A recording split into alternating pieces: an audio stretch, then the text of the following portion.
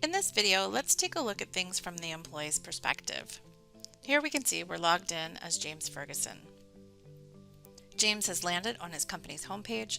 We can see he works for JMC Home Improvements, and some information here we can see he has access to view his profile, document library, enrollment summary, he can report life events, he can look at his total compensation statement, he can see any documents or news articles that are being displayed for him, as well as look at a couple quick links that we have. But the most important thing we see on this page is that James is actually ready for an open enrollment. So let's go ahead and hop on in there by selecting Start. And we're on our way. Here we can see we landed on the personal information for James. Just to the right of that though, we can check our progress of enrollment by selecting View Steps. Here, one important thing to note is if James were to try to get into his medical by selecting the medical link without providing his information, we're actually going to prevent him from doing so. The reason that we do this is because it's important to make sure that he's verified not only his personal information, his address, but also his dependent information to make sure that we're making the right offer for him. So let's play by the rules and go back to our personal information. Here, we're going to go ahead and confirm the information that we've added into the system. If James needs to make any changes, he can do so. If everything looks good to go, he can simply select Save and Continue. Just like we saw with any other page, if there was information that he needed to provide that was missing, the page would give him an alert. Next up is our address. If James needs to make any changes, he can simply select Edit to make changes to his address, but if everything looks good here, we select Save and Continue. Here, James can see a list of all of his dependents. He can see he has a spouse and 2 children. If he needs to make any updates to those individuals, he simply selects Edit next to their name in order to adjust their profile. If he needs to add any additional dependents, he simply selects the link to Add Dependent. But everything looks good to go for James, so let's go ahead and select Save and Continue. Next up, step 3.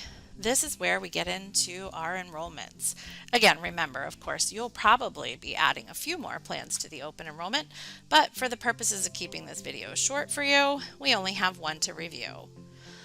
First, we're going to look at the medical. We can see here some general information shared about the medical.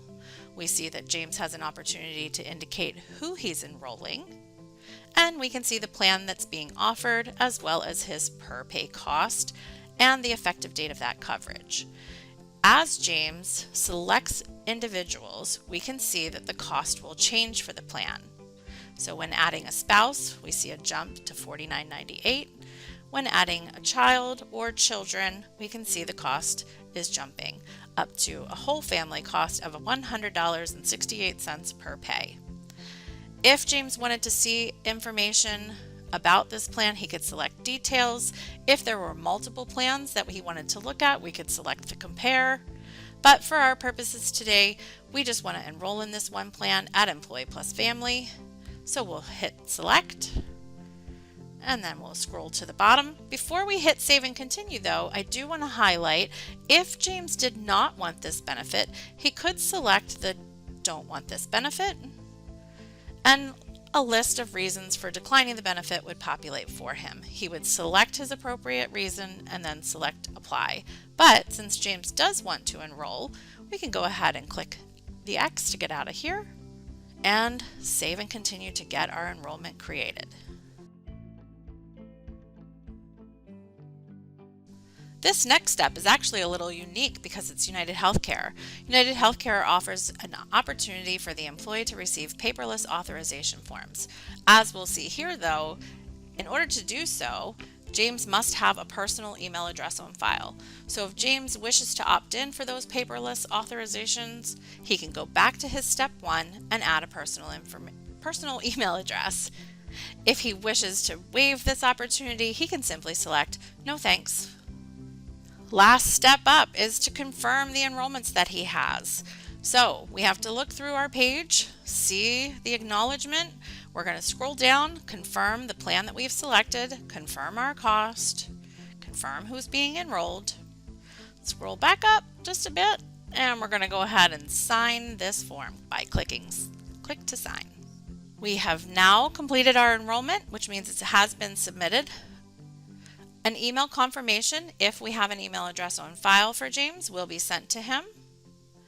And in order to get out of here, he can either scroll to the top and navigate to JMC Home Improvements, or he can navigate to his Home tab.